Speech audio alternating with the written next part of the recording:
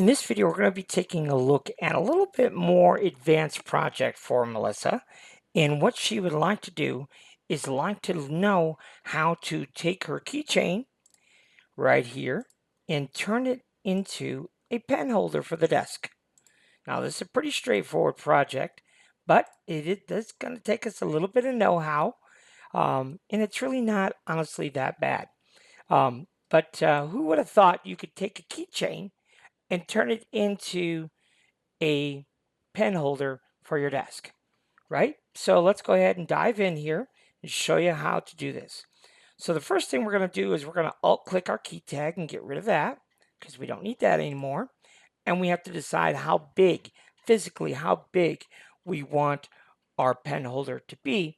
And in our case, we're going to make it 4 inches wide. So let's go ahead and go to the scale tool and we're going to turn, well, we can leave uniform scale on. But let's go ahead and change the X value to 100. That's 4 inches wide. Now, while we're talking here, this is about 2 inches tall. And really, a pen holder should be about 4.5 inches tall. So what we're going to have to do is we're going to have to add a base to our logo in order to facilitate the extra height we need for our pen holder. Okay, so what are we going to do here? Well, the first thing we're going to do is we're going to alt click on this white base and we're going to make our pen holder deeper. So we're going to go to scale and we're going to make it uncheck the uniform scale, and we're going to make it about 75 millimeters tall or deep. Now that's going to be 3 inches. That might be a little bit too much. I don't know, but let's just. I tell you what. Let's make it a little less deep. Let's do 60. That's a little bit more than 2, but I think that'll work out just fine. So now this is 60. So our logo, we got to go check down our logo here. Our logo is right here. This actually we don't need, so we're going to get rid of that. But we do need our logo, and it needs to be 1 millimeter thick, and it needs to sit on top of 60. So the Z height needs to be 60.5. Okay, it's always half the thickness of our object. Our object is 1. Half of 1 is 0.5. We're going to sit it on top of our 60, and so therefore it's 60.5. Okay, so there's that. Now what? Now what are we going to do? Well, what we need to do here is we need to go ahead and add this base I was talking about. So let's go ahead and show you how to do that. So we're going to right click, choose add primitive, and we're going to add a primitive cube. And we know that this is going to be 60 tall. So our cube, let's make that less than that. So what do we want to do? We want to make the cube, go to scale. Let's go with our height of 40. All right. And then I don't know on the width here. This width is 100. So let's make this 180, maybe. Something like that. Okay. And let's see here. That's 60. That's 60. Let's make this, yeah, 40 is okay. I think 40 is okay. Yeah, that'll work. What else do we want? Okay, now let's talk height. Here's what we need to do. So this needs to be about, so we need to add about 2 inches at least to the base of this. This is currently basically 2 inches. It's 47.74. 2 inches would be 50, so it's real close to 2 inches. So then this needs to be at least, let's just say 60, maybe even 70. And then we'll move this up where it intersects. So this we're going to center. Let's do that. Let's center it. That is centered. Let's center this. Now that's centered. and then we're just going to pull it back down a little bit. Okay, let's do something like that. Okay, now this is 60 deep, and this is, let's make it 50 deep. I'm happy with that. Okay, now we're going to take this, and we're going to shift click this. So we got them both selected. We're going to right click and merge.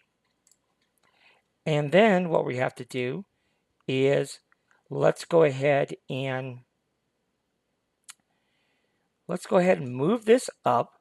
So we're going to change that in the Z, and we're going to move it up a 5 to 30.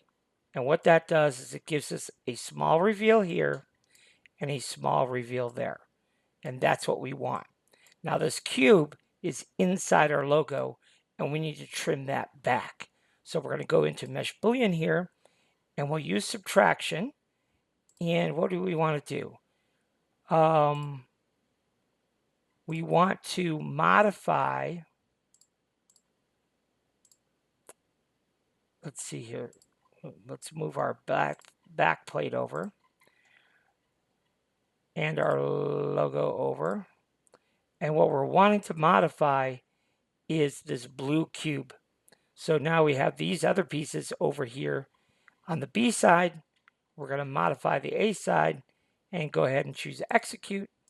And you can see it did cut that away, but it's not exactly what we need because we need to keep the originals. It's close to what we needed to do. So we'll flip-flop those. Yes, let's go with that. Okay. And then, yes, you can see we have that. Okay. Excellent. So now what we're going to do is we're going to create another cube. So let's go ahead and do that. So we're going to add a primitive cube. And by default, it always adds it to the center of our plate, which is helpful for us here. So what do we want to do? Well, we know that this cube is 50 tall, and the width here is 80. So what we're going to do is we're going to make this, we're going to go ahead and scale this to, let's do, if that's 80, let's do 76, but it's supposed to be in the red.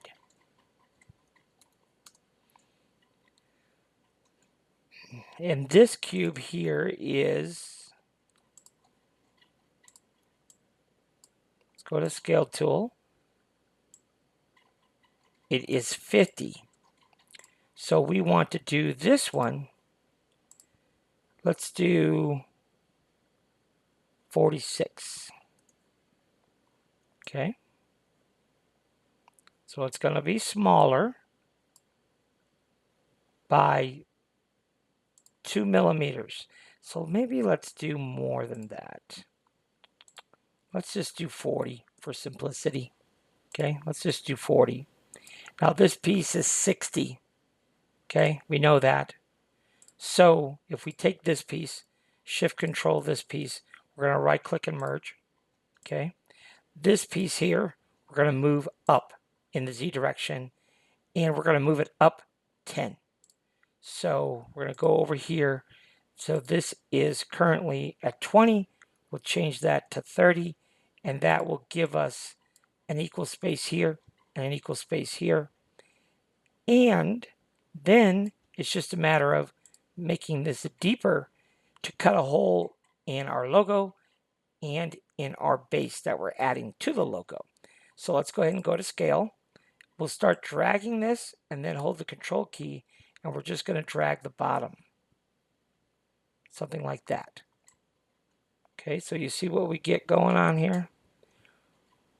Now this does not look centered. Don't know if it is or isn't. Let's look at it straight down, and you can see it is centered perfectly. Look at that. Look at that. Perfectly, perfectly centered. So yes, I am happy with that. Now we could go to the move tool and move it slightly down, because you see the space here is slightly different. So we could do that. It needs to be moved down just a little bit. Okay, I can live with that. All right, and if we want to, we can give that a different color just so we could see this a bit more visually. So that I think I'm happy with. So let's go ahead and select this, and let's go into our mesh boolean, and we are going to, let's see here. Let's go ahead and push everything over for starters. And we just want our one cube up top here. And we're going to go ahead and we don't need to keep the original models. So we can go ahead and just choose execute and chop, chop, chop. Okay, let's see what happens. There we go. Now we have our hole cut, which is exactly what we needed. But let's see, do we have our hole cut here? And we do not. You see, we don't have our hole cut there. And we should. So what we have to do is right click and fix model. If we try to do a Boolean operator where we're adding or subtracting or whatever we're doing, and it doesn't turn out the way we expect it to, well then that's where we have issues. Now something's happened here. I don't know what. I don't know why that moved on us. Did you notice that? So let's go ahead and right click and fix the model again. I don't think fixing the model would have moved that on us. It did though. That is certainly strange. So what we can do in this particular situation, we'll go ahead and jot down the XY position. So mainly it's the Y position, negative 217.49.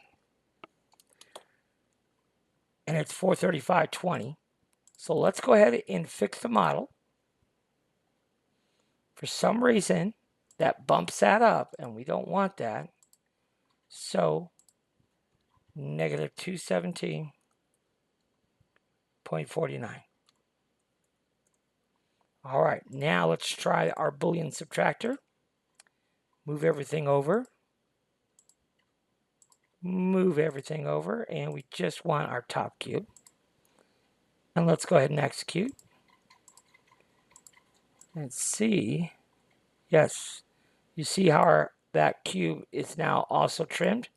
And so we have the full depth like we need. Excellent.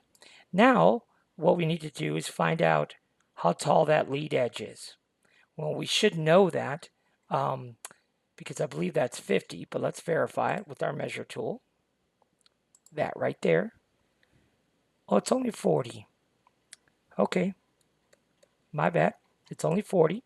And why do we need to know this? Well, what we're going to do here is we are going to put a divider in. So that's why we need to know what that is. So let's go ahead and do that. Let's go ahead and right click and add a primitive cube. And our divider should be in the X position, should be 4. And then in the height, our Z height should be 4D. And then, and really that could even be 45 or 50. Let's just go ahead and do 50. I'll show you why. And then in the Y position, well, I'm not really sure just yet. But let's go ahead and shift control and right click and merge. Okay. Now we're going to take this and move it in the vertical direction just so it overlaps. You see how it's cutting into here, it's cutting into here. That's all we really need. And then we just have to decide exactly where we want to place it here. I'm going to go right there, call it good. And then what we're going to do is alt click that and just slide it back in to where I think I want it. I think I want it right about yonder. And then we're going to scale it and we're going to come back out. So we're going to click here. We're going to zoom in a little bit because we want to be on our green. On our green right there. Okay? And then we'll just pull this up towards the top here. Not all the way. Maybe something like that. But this is going to print in white. Okay? So it's going to print just like that. So we've got a bigger cavity, and then we have a smaller one. Okay? And if we want to, we can all click this, and we can do Control C, Control V, and then we can move that duplicate, and we could just split the difference here.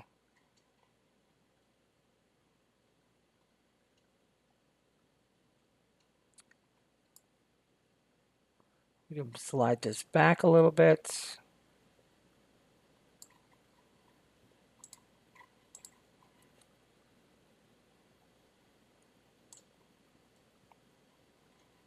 That was a little bit too much, obviously. So I will bring it back forward again.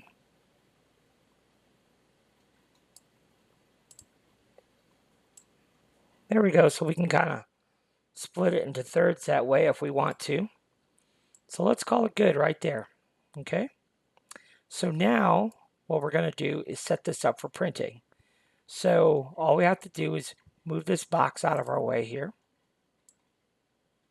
We'll go ahead and rotate this box.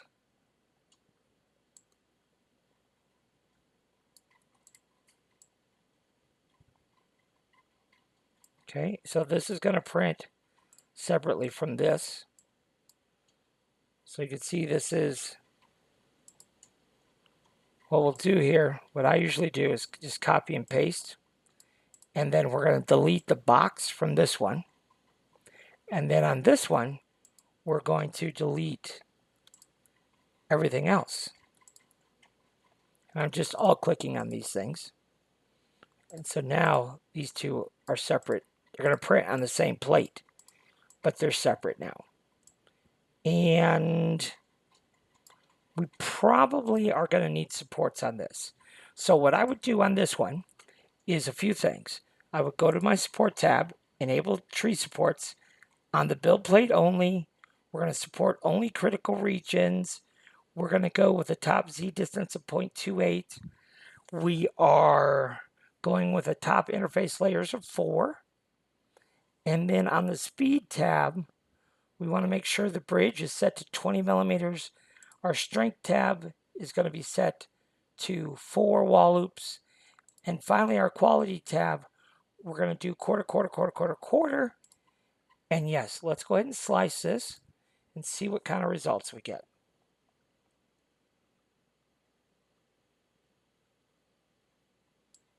So you can see it's going to support that lead edge on both sides there. And that should get the job done. I think I'll be happy with that. And that is how we would go about creating. And then we're just going to glue this. We've got some pretty good glue area right here and glue area right here to glue those two together. Okay. So that's how we create a pen holder out of a keychain. So I hope that helps you out and kind of gets your mind thinking, well, what else could we create? Well, we could create all kinds of different things. So until next time, thanks for watching. If you have any questions or need one-on-one training or some custom files made for you, this is my contact information, so feel free to reach out via email. You can text me. You could even give me a call. I'd be happy to answer questions or give you more details on the one-on-one training we offer, and as well as if you need custom files made until you are up to speed on how to make them yourself, feel free to reach out and we'd be happy to help you with that as well.